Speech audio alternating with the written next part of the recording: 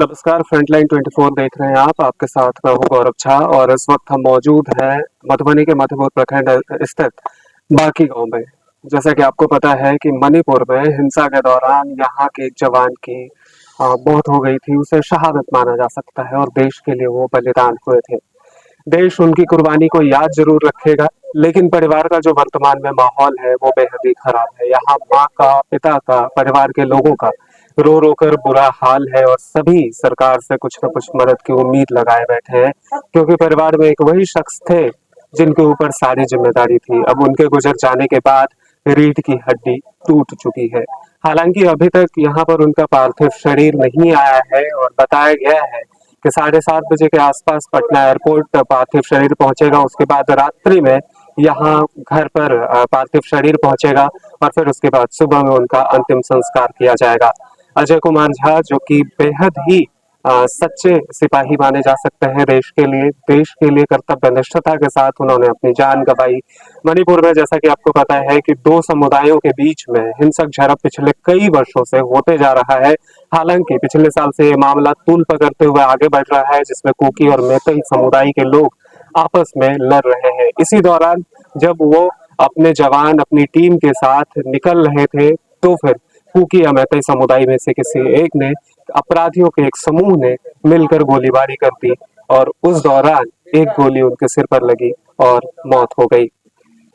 मधुबनी अपने इस वीर की शहादत पर गर्व करता है। साथ ही सरकार से जो इनके पिता कह रहे हैं, जो इनके परिवार के लोग कह रहे हैं, वो मांग भी करता है कि चूंकि परिवार पूरी तरीके से उन्हीं पर आश्रित था, ऐसे में अब इन पर जो आश्रित थे उन लोगों के जन कल्याण के लिए सरकार कुछ न कुछ सोचे। मेरा नाम है गौरव झा और अपडेट हम आपको देते रहेंगे। कुछ रिलेटिव्स हैं अजय जी के जो यहाँ पर मौजूद हैं और अभी हम उन्हीं के घर पर मौजूद हैं, तो हम सबसे बातचीत करने की कोशिश करते हैं। अपना नाम बता दीजिए, क्या संबंध था उनसे? जी, मेरा नाम दिवेंदु मिश्रा हुआ और मेरे मौसा जी रहते हैं। जो आपने देखा अभी तक अपने जीवन काल में, कैसे व्यक्ति थे वो? हम लोगों को बचपन से गाइड किए, पढ़ाया लिखाया, सामाजिक जीवन और भी बहुत सारे ऐसे, कैसे बैठना है, कैसे उठना है, एक अनुशासित जीवन जीना कैसे जिया जाता है, वो शुरू से हम लोगों को सिखाया। हम लोगों के गार्जियन थे। उसके बाद जब वो सीआरपीएफ में गए, जब वो सैनिक बने, घर में एक अलग माहौल बना रहा होगा कि हाँ बेटा सैनिक बना है। किसी को शायद इस दिन का उम्मीद नहीं रहा होगा और नहीं रहना भी चाहिए, लेकिन एक सैनिक जो शहादत को प्राप्त करता है, वीर गति को प्राप्त करता है, परिवार उसके बारे में क्या सोचता है? देखिए, ये समाज, राष्ट्र, सबों के लिए एक क्षति है जी।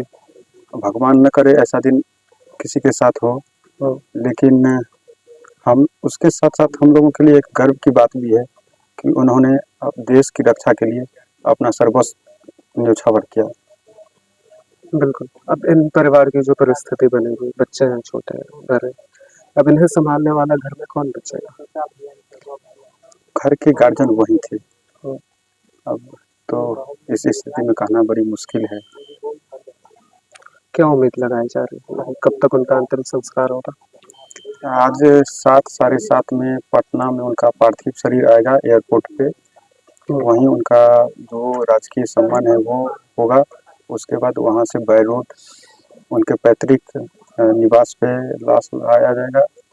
यहाँ फिर राजकीय सम्मान के साथ उनको गार्ड ऑफ ऑनर मिलेगा और 7 बजे सवेरे में उनको अंतिम संस्कार किया जाएगा। परिवार के लोगों से आपकी बात हुई होगी, जब ऐसी परिस्थिति आई है तो घर परिवार के सारे लोगों का रो रो कर बुरा हाल होगा, आसपास के लोगों का भी माहौल वही होगा।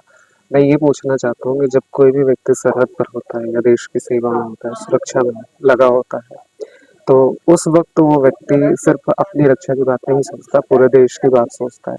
ऐसे में सैनिकों की शहादत पर देशवासियों को क्या सोचना चाहिए? देशवासियों के लिए गौरव का क्षण तो है ही। अगर किसी के साथ व्यक्तिगत पारिवारिक ऐसा होता है तो उस समय उस परिवार में गमगीन माहौल रहता है, लेकिन देश के लिए गौरव की क्षण है। ठीक है, बात करने के लिए शुक्रिया। और भी लोग हैं, उनसे भी बात करते हैं।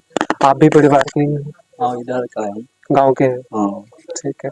कैसा माहौल था गांव में, कैसे रहते थे बहुत लोग बढ़िया सब? से व्यवहार से रखते थे, सबको मान सम्मान से इज्जत से सबको रखता था। और इस देश के लिए जो है ना, और मणिपुर में इसका लिए जवान को पूरा तैनात करा जाए और उसको जो है ना से पूरा को नाकाबंदी कर दे मोदी ये को। मांग है। हाँ, मोदी के लिए इसको करना चाहिए। इसे नहीं करते हैं, इस देश को जवान घायल होता है, मरता है, उसके लिए सबको अति करना चाहिए, पूरा चारों बगल से नाकाबंदी करना चाहिए। ठीक है। परिवार में कुल कितने सदस्य थे और कमाने वाले कौन से सदस्य थे? देखिए, सबसे मायने यही थे, हाँ। मायने का घर का गार्जियन था, समझे ना, अच्छा। जिसका गार्जियन था, गार्जियन माइन था। ये समाजों में सबसे न व्यवहार और लौकिकता से रहते थे, सबसे व्यवहार तुल में रहते थे। इसके बाद परिवार का क्या माहौल होगा, अब कौन संभालेगा इस परिवार को? कि इसके तो मैं नहीं बता सकता हूँ कि नंबर के लिए तो सरकार को करना चाहिए सब कुछ व्यवस्था मान सम्मान के साथ। मोदी इसमें नहीं करते हैं। जैसे मणिपुर में 2 साल से युद्ध चल रहा है, इसके लिए उपाय नहीं कर रहे हैं, तो मणिपुर में करना चाहिए उसको। इसके लिए जो है ना, पूरा कैंप को पूरा घेर लिया जाए और इसको जवान सख्त फिर बंदूक उससे सबको भूज दिया जाए, आतंकवादी को। ये तो दो समुदायों के बीच की हाँ, आपस की लड़ाई थी जिसमें सैनिक पिट गए। हाँ हाँ, इसलिए यही बात बोल सकता हूँ।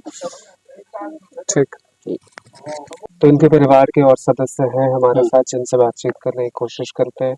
श्रीमान, इनका व्यवहार कैसा था गाँव में? बहुत बढ़िया, बहुत होनहार था और बहुत कर्मशील था, कोई दिक्कत नहीं था। व्यवहार तो इनका पूरे गांव में, हमारे पूरे गांव में मातम छाया हुआ है, किसी के घर में खाना नहीं बना है इस शौक से।